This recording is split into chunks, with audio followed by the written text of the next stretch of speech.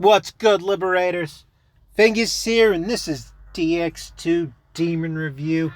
Coming off a Chernobog review, so that means we got to talk about the Plague Master, the Green Menace, Zaripa, Nergal, the god of Sumerian lore who represents war, plague, floods, and most ills, not all ills, most ills. When the gods held a gathering, he refused to kneel to the messenger of Ereshkigal, goddess of the underworld, who summoned him soon afterwards. He took 14 guards given to him by his father, A, with the full intention of killing Ereshkigal. However, she promised to become his wife and give him control over the underworld, so he spared her life. God, I love these old myths. Please don't kill me. I'll marry you and give you all my stuff. Deal. Now that's a good woman. One you ain't gonna find in 2021, boys. Guarantee that. As for the stats, he is a beastly strength stat of 223, which I opted to ignore because I ran him in a very specific way, but still, his kit does allow for some massive physical pain gainage. Alas, he does not come with an innate physical pierce, but panels can fix that. But alas, when I was running him, those panels did not exist. Magic stat, not even worth looking at. Terrible vitality, 117. Agility of 164 off rip, which can be pumped up to 184, which is manageable if you're running the speed team. And for a guy like Nergs here, you're going to want him to be going first. And a pretty good luck stat, 169 off rip. Pump that up, and I recommends you do. Any resists fire, weak to ice, be aware, resists light, repels darkness, there's a thing. Moving on. For the transferable skill, Berserker God, a mean single target physical damage on a single enemy, power of 160. So that is there for the using, and it's something I never really used. But we're talking about a 2020 kind of meta that does not exist in this day and age. And for his first unique skill, Mesalamtea, increases accuracy by 20%, which I believe is a more recent buff they gave him. I do not believe he came with that originally.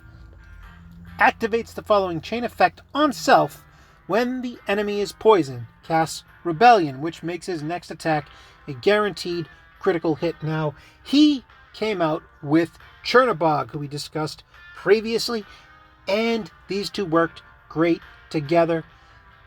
As we will see, as I will explain when we talk about his next unique skill and the big money, if you were running this guy back in the day, Plague of Babylon.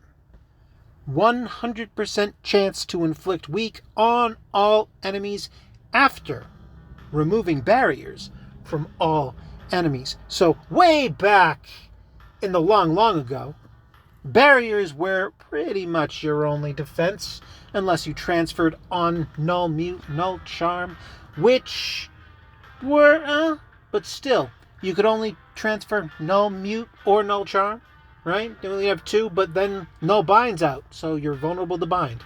You know, you can only cover up 2 out of the 3, generally speaking. Now this broke your barriers, which were your only real defense. But then you had your Infernal Masks, your Hellish Masks, which give you a percentage increase, a really good percentage increase for your ailment defense. But if you piled on the ailment infliction, you could bust through those with ease, which is what I did with Nergal here, because 100% chance to inflict weak, it ain't 100%. You still needed to pile on the sick brands, the ailment infliction rate, which is what I did, which is how I used him, which is why I ignored his physical attack, went straight for ailment infliction to guarantee the weakness goes off so I could pile on with those ailments. And the crucial leveling up of this skill, which at level 4 gives you a MP cost of -1, bringing this down to the low cost of 4 MP, which means even in the age of Undead Alice, you can pop this thing off. And again, I believe this was another recent buff, because I believe naturally this cost 6 MP originally, and you could bust it down to 5. And Undead Alice came out, several months went by, and that's when I believe they buffed Nergal a little bit. Unfortunately, he didn't get a resurgence due to those buffs, but they are appreciated nonetheless. And now this comes back to what I was talking about with Chernobog, where he synergizes really well with him. Nergal would go, he would cast Plague of Babylon, break everyone's barrier, weaken everyone. Chernobog's special kill would pop off, special skill pops off, which whenever an enemy's weakened, he activates his Fog of Death, which both poisons and activates Secunda on your enemies, which in turn causes Meslamtea to pop off and give Nergal Rebellion. So you see how those two were built to work together. It's really cool to see it pop off when it does, even though I didn't use Nergal in that physical capacity. He was pretty much there to get that barrier break, get the weakness on, and then let the ailments do their work. And I relied on a Mother Harlot to decimate my enemies as my big gun once the ailments had just locked the opposing team in place. Very cool back in the day. I was able to get the Invincible title running a team, a speedy ailment team like that. Unfortunately, this does not play so well in 2021, at least not on your random team. As for his archetypal skill, got him in Psychic for Auto Tarakaja, 100% essential for the team I was running, buffing up one's attack. Can't underestimate the importance of those auto skills in PvP, which is why that is there. And as for the transferables, I went full ailment infliction. Insanity, plus 20% to inflict status ailments. Epitome of Madness, 15% chance to inflict status ailments, and a nice little plus 15% to evasion. You could also slap on Madness alone in there, which is, I believe, 10% ailment infliction. Full ailment infliction. Even with his weakness having a 100% quote-unquote infliction rate, 100%, it sure ain't. So you really got to focus on ailment infliction to break down those infernal masks, those hellish masks, things like that, or brand ailment resistance built in. People were cognizant of that back in the day. You saw a lot of General Massacrados and Mother Harlots, who I believe have got, if you gotcha them, some archetypes come with Infernal Mask pre-built, so you saw that a lot, and you needed to break right through that. So I went full bore ailment affliction for this guy and ignored the physical attack, which was unfortunate, but he didn't have physical pierce at the time, so what you're going to do? As for brands, sick brands, speed brands, full bore, absolutely necessary. Had to do it. You know it. I know it.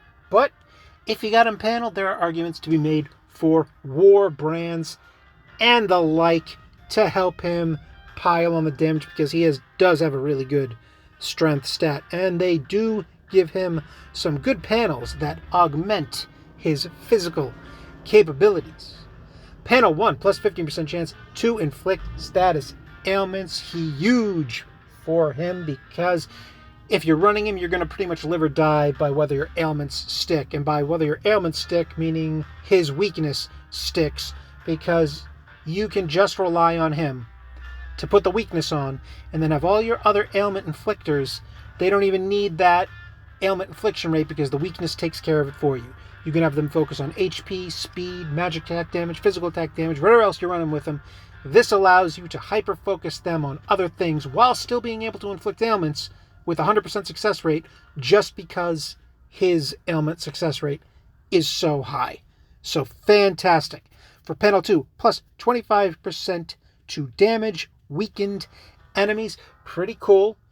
It would be far better if this was a party-wide buff and not just one for him. So it's like, okay, Plagues of Babylon, he weakens everyone, and then he can smack them hard the next turn. Okay, cool. That's cool, but it's so much better if this was more like a Deadly Weak kind of skill where it's like, okay, the enemies are weakened. Guess what? Everybody's smacking hard now so long as Nergal's alive with this panel. Come on, Sega. Come on, Sega. Nergal needs a buff. We all know it. It's 2021. Get him back in the mix. Party-wide, weakened boost. Get it done. And for the big money, panel 3 gains physical pierce when in a state of might, plus 20% to physical hit rate. And this used to be, this was another buff they gave him, though too little, too late, where it was he would gain physical pierce if the enemy was weakened. And now they just said, okay, just give him the phys, just give it to him. Give it to him. Which, great. It's got a great strength stat. He doesn't really have the kit. You know, all he's got, it comes naturally with his Berserker God. So, still, it's a bit confused, in my opinion. And when in a state of might, plus 20% to physical hit rate, which assumes that you are running him with Chernobog, and Chernobog is allowing his chain effect to go off, which allows him to enter his state of might. And before we wrap this up, let's check out these other archetype skills. There's the Green Menace. As for the Origami archetype, Hades Blast, power of 120. Again, he doesn't naturally come with Fizz Pierce, but hey, if you get that panel 3, Hades Blast can shred in PvP. It is not a bad little skill, and this comes at the discounted cost of 5 MP for being an archetype skill. So hey, there could be something there. It's something to think about. For his Protector archetype, Toxic Sting inflicts physical damage on a single enemy with a 40% chance to inflict poison. This is terrible. Even though poison does trigger his chain effect, it's still just... You really want to use Toxic Sting just to have him enter a state of might? I mean, and even still, again, no natural physical pierce, so you would need panel 3 to even consider this to be a possibility, which is... Come on, Meow. No, thank you. The Psychic archetype, Auto Terrakaja, which we discussed, and in my opinion, the big winner of the bunch, auto skills in PvP. Do not underestimate just how effective they can be, but hey, look who I'm talking to. Y'all know, you boys know that already. You don't need me to tell you that.